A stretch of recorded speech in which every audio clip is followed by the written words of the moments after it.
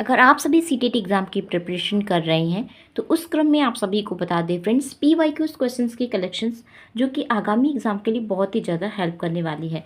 मैं ये लेकर आ रही हूँ हिंदी के पीवाईक्यूज़ क्वेश्चंस के सेट, और जो सेट नंबर है 4। इसके पहले सीडीपी के 10 सेट्स मैंने जो है वो करा दिए, आप हमारे चैनल के प्लेलिस्ट में देख सकते हैं। ये पीवाईक्यूज़ क्वेश्चंस के सेट में लेकर आ रही हूँ। हिंदी का है, सबसे पहले गद्यांश से ही स्टार्ट हो रहा है, इसलिए मैंने इसे ले लिया है।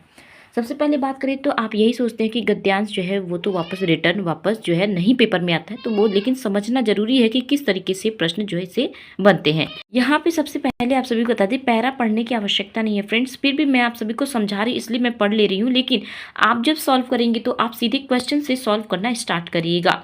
समाज में पाठशालाओं, स्कूलों अथवा शिक्षा की दूसरी दुकानों की कोई कमी नहीं है। छोटे छोटे बच्चे को माँ बाप स्कूल भेजने की जल्दी करते हैं। 2-2.5 साल के बच्चे को भी स्कूल में बिठाकर आ जाने का आग्रह भी हर घर में बना हुआ है।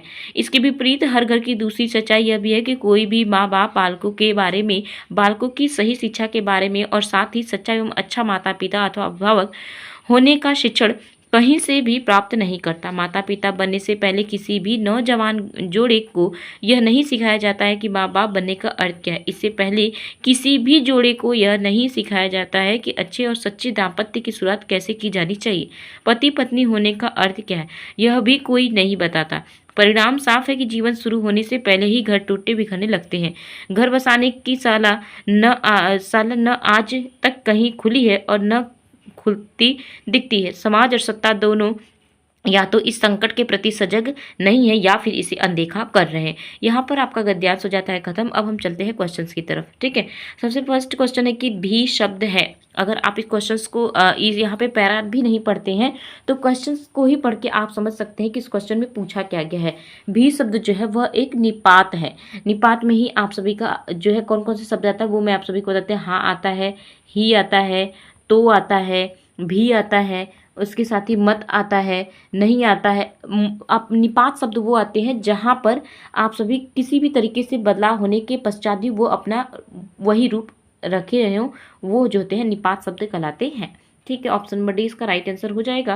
क्वेश्चन नंबर 92, आप यही सोचेंगे कि 92 क्यों बोल रही है, 2 क्यों नहीं। तो मैं आप सभी को बता दूं फ्रेंड, जब क्वेश्चन स्टार्ट था, मैं फर्स्ट पेपर करा रही हूँ, इसमें क्या है कि आपका 91 से लेकर के 120 तक करना होता है, तो मैंने उसी आधार पर यहाँ पे क्वेश्चन रख लिए हैं। अगर आप कहेंगे तो मैं 1 से ही स्टार्ट करूँगी, 1 2 3 ऐसे करके क्वेश्चन को डाल दूंगी जैसा आप सभी का कमेंट्स आएगा।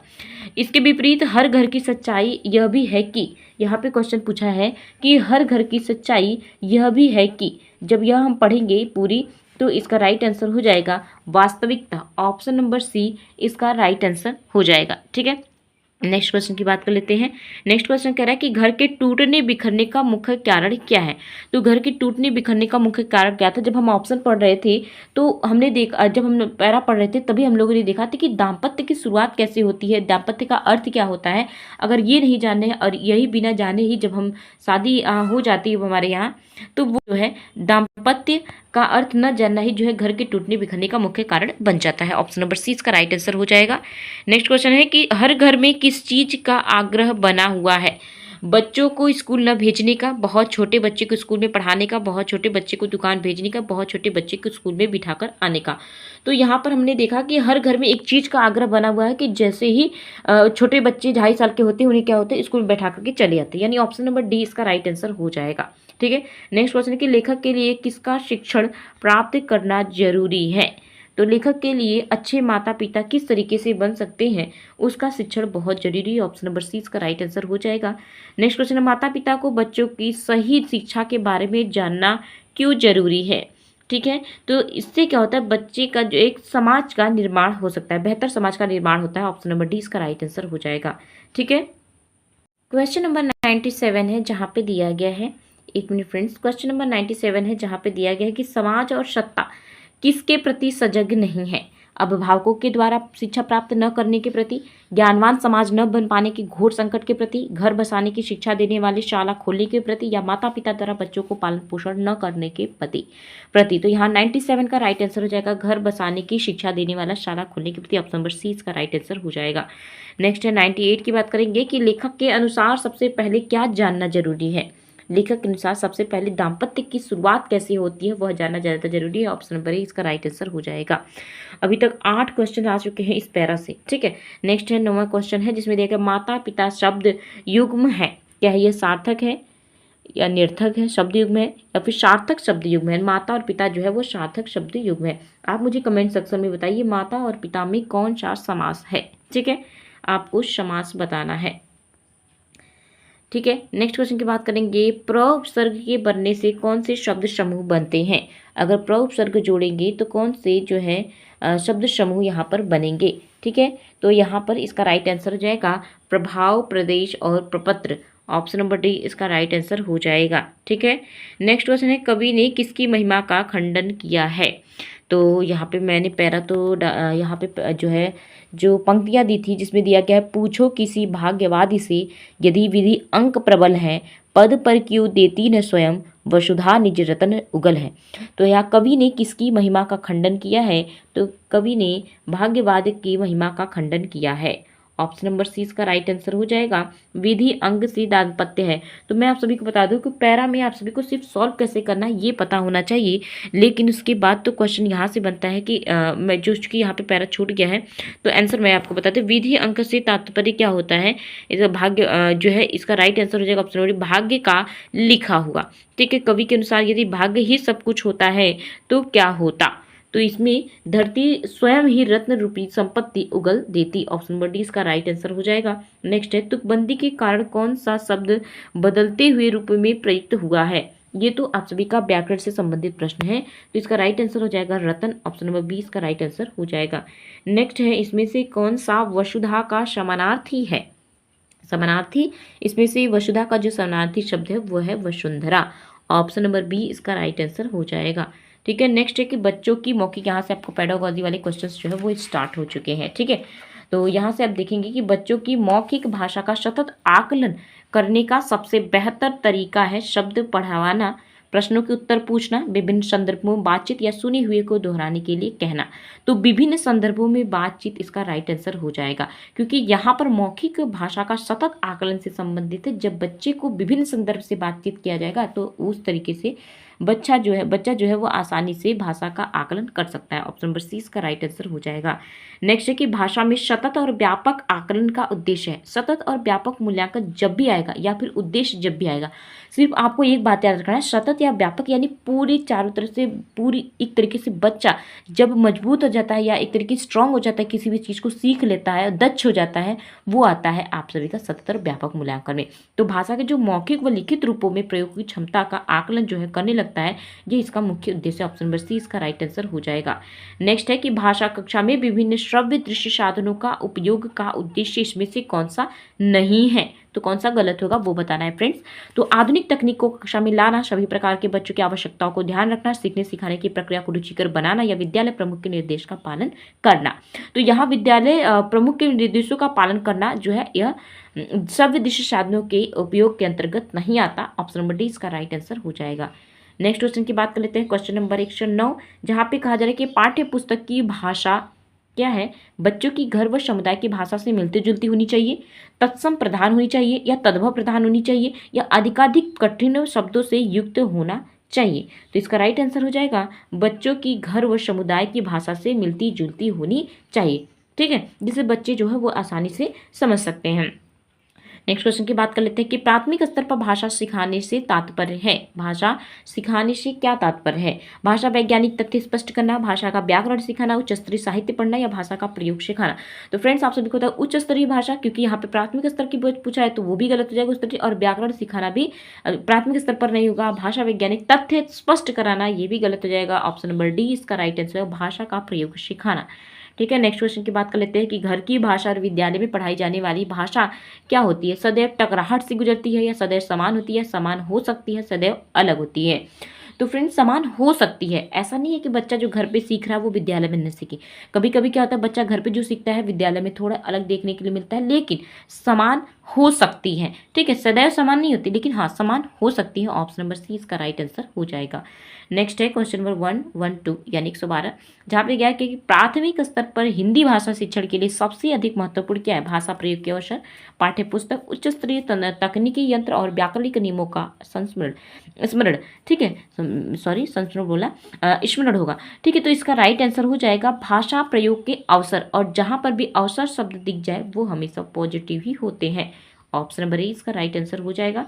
नेक्स्ट क्वेश्चन है कि हिंदी प्रयोग के विविध रूपों में जानने के लिए सर्वाधिक उपयोगी साधन हो सकता है? बाल साहित्य का विविध प्रयोग, शिक्षण की विधियों का संपूर्ण ज्ञान, सुंदर ढंग से छपी पुस्तकें या उच्च स्तरीय लेखन सामग्री। तो फ्रेंड्स इसका राइट आंसर हो जाएगा ऑप्शन नंबर ए, यानी बाल साहित्य का विविध उपयोग। ऑप्शन नंबर ए इसका सही आंसर हो जाएगा। ठीक है, नेक्स्ट क्वेश्चन की बात कर लेते हैं, जहाँ पे दिया गया कक्षा 1 और 2 के बच्चों के लिए। अब आपको अपने आप को कक्षा 1 और 2 के बच्चे समझ करके इस क्वेश्चन के आंसर देना है कि आप किस तरह की कहानी का चयन करेंगे जो बहुत छोटी हो। नेक्स्ट ऑप्शन है जिसमें बहुत सारे पात्र हो, जिसमें 2 ही पात्र हो, या जिससे शब्दों, वाक्य और घटनाओं के वर्णन की शैली चित्रात्मक हो। अब क्या होते हैं, छोटे बच्चे जो होते हैं उनके बुक में जो होते हैं छोटे छोटे पिक्चर्स बने होते हैं, फोटोज बने होते हैं, तो बच्चे जो होते हैं अट्रैक्टिव होते हैं, यानी उस चीज़ को सीखते हैं, देखते हैं। पेड़ देखेंगे, जैसे पेड़ बना हुआ है, पक्षी बैठा हुआ है, फल लगे हुए हैं, तो वो चीज़ देख करके वो चीज़ सीखते हैं। ठीक है, फिर उसके बाद उन शब्द आकलन करते हैं। तो ये सारे टॉपिक्स बहुत अच्छे से कक्षा 1-2 के लिए सही है। ऑप्शन नंबर डी इसका राइट आंसर हो जाएगा। नेक्स्ट क्वेश्चन है क्वेश्चन नंबर 115, प्राथमिक स्तर पर भाषा शिक्षण की प्राथमिकता होनी चाहिए। केवल शब्द अगर आप हटा देते हैं तो पहला क्वेश्चन तो आपका, पहला ऑप्शन तो ऐसे ही कट हो जाता है। नेक्स्ट ऑप्शन है कि कविता और कहानी के द्वारा केवल शब्द फिर यहाँ पे दिख गया और यहाँ पे भी वहाँ पे हो जाएगा, यहाँ पे कट हो जाएगा। बच्चों की रचनात्मकता, और रचनात्मकता शब्द देखते ही आप समझ सकते हैं कि यहाँ पर बच्चे की एक्टिविटीज़ की बात की जा रही है, और जहाँ पर भी बच्चे की एक्टिविटीज़ की बात होती है वो हमेशा सही होता है। ऑप्शन नंबर सी इसका राइट आंसर हो जाएगा। पढ़ने का प्रारंभ वर्णमाला से होना चाहिए, कहानियों से होना चाहिए, कविताओं से होना चाहिए, अर्थपूर्ण सामग्री से होना चाहिए। तो फ्रेंड्स अर्थपूर्ण सामग्री से होना चाहिए, क्योंकि अगर जो हम कमल शब्द पढ़ते हैं, बहुत बचपन से ही इस चीज़ को पढ़ते आए हैं कि कमल शब्द को अगर हम तोड़ करके यहाँ पे म ल क कर देंगे तो इसका कोई अर्थ नहीं होगा। यहाँ पे जो कमल शब्द उसका एक पूर्ण अर्थ होता है, इसलिए अर्थपूर्ण सामग्री का होना पढ़ने के लिए सबसे महत्वपूर्ण है। ऑप्शन नंबर डी इसका राइट आंसर हो जाएगा। नेक्स्ट क्वेश्चन है क्वेश्चन नंबर 117, जहाँ पे दिया गया कि भाषा के बारे में कौन सा कथन जो है यहाँ पे उचित है। तो ऑप्शन है कि भाषा जो होती है वो अनिवार्यतः लिखित होती है। दूसरा ऑप्शन है कि भाषा नियमबद्ध व्यवस्था है। तीसरा ऑप्शन है कि भाषा व्याकरण का अनुसरण करती है।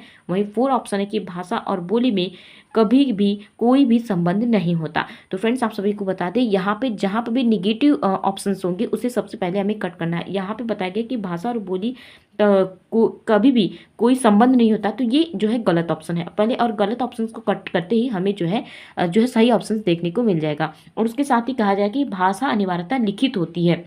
तो आप सभी ने स्टार्टिंग से ही पढ़ा होगा कि भाषा मौखिक और लिखित दोनों होती है, तो ये ऑप्शंस भी आपके हट जाने वाले। भाषा व्याकरण का अनुसरण करती है, तो ये भी गलत हो जाएगा, क्योंकि भाषा जो है व्याकरण के साथ ही साथ आपके वास्तविक जीवन से भी जुड़ी होती है। ऑप्शन नंबर 20 का राइट आंसर हो जाएगा। भाषा जो है एक नियमबद्ध व्यवस्था है। ठीक है, नेक्स्ट क्वेश्चन की बात कर लेते हैं। एक प्राथमिक कक्षाओं में रोल प्ले यानी भूमिका निर्वाह का उद्देश्य होना चाहिए। बच्चों को अभिनय सिखाना, एक पद्धति के रूप में इसका उपयोग करना, या विभिन्न संदर्भ में भाषा प्रयोग के अवसर प्रदान करना। और अवसर शब्द दिखते ही आप समझ सकते हैं कि यह पॉजिटिव ऑप्शन है। ऑप्शन नंबर सी इसका राइट आंसर हो जाएगा। नेक्स्ट क्वेश्चन है कि भाषा हमारे परिवेश में बिखरी मिलती है और यह कथन किस पर लागू नहीं होता। यहाँ पे नहीं पूछा है, तो भाषा प्रयोगशाला, अखबार, विज्ञापन या फिर साइन बोर्ड। तो इसका राइट आंसर हो जाएगा भाषा प्रयोगशाला पर जो है बिखरी हुई, यहाँ पर भाषा हमारे परिवेश में बिखरी मिलती है, यह कथन किस पर लागू नहीं होती, भाषा प्रयोगशाला पर। इसका राइट आंसर हो जाएगा ऑप्शन नंबर ए। 120 नंबर के क्वेश्चन की बात करेंगे, और ये क्वेश्चन आपका लास्ट है, और इसके पहले मैंने एक क्वेश्चन आप सभी से पूछा है, उस क्वेश्चन के आंसर आप सभी कमेंट सेक्शन में जरूर दीजिएगा। कक्षा में कुछ बच्चे लिखते समय वर्तनी जो संबंधित त्रुटियां करते हैं, एक भाषा शिक्षक के रूप में आप क्या करेंगे। शब्दों का सही रूप लिखने के लिए बच्चों को दोनों तरह के शब्दों का अवलोकन करके अंतर पहचानने का अवसर देंगे, और आपको यहीं पे आंसर मिल चुका है। नेक्स्ट ऑप्शन भी देख लेते हैं कि उन्हें सख्त निर्देश तो बिल्कुल नहीं देना है, त्रुटियों को बिल्कुल ध्यान भी नहीं, ऐसा नहीं, बच्चे को त्रुटियों को ध्यान में देना है, यानी उनकी गलती को स्वीकारना है, उनके शब्दों को 20 बार लिखने के लिए कहना है। तो ये इससे सबसे ज़्यादा उपयुक्त बैठता है ऑप्शन नंबर ए, इसका राइट आंसर हो जाएगा। यहाँ पे आपके जो है क्वेश्चन जो हो जाते हैं कंप्लीट, और उसके बाद सेट नंबर 4 यहाँ पे आपका हो जाता है कंप्लीट। नेक्स्ट जो हमारा क्लास होगा वो सेट नंबर 5 होगा। ये पिछली क्लासेस अगर आप सभी को नहीं मिल रही है, अभी भी वीडियोस आपके पास पहुंचा है, तो प्लेलिस्ट में जाइएगा, वहां पर आप सभी को मेरी वीडियोस मिल जाएंगी। सीटेट नाम से मिलेगी, सीटेट हिंदी PYQ क्वेश्चंस 2026। तो यहाँ पर आप अपनी तैयारी को मजबूत बना सकते हैं। साथ ही अगर चैनल पर नहीं तो चैनल से जुड़ जाइएगा। कोई भी डाउट्स हो तो कमेंट सेक्शन में जरूर पूछिएगा। सीटेट में किस सब्जेक्ट में आपको प्रॉब्लम होती है, और उसके साथ ही अगर आपको हैंड नोट्स भी चाहिए, किस तरीके से बनाना है, कोई भी एडवाइस चाहिए तो कमेंट सेक्शन में जरूर पूछिएगा। मैं अपने चैनल के माध्यम से आप सभी को सपोर्ट, आप सभी को जो हेल्प जरूर करूँगी। Bye bye friends.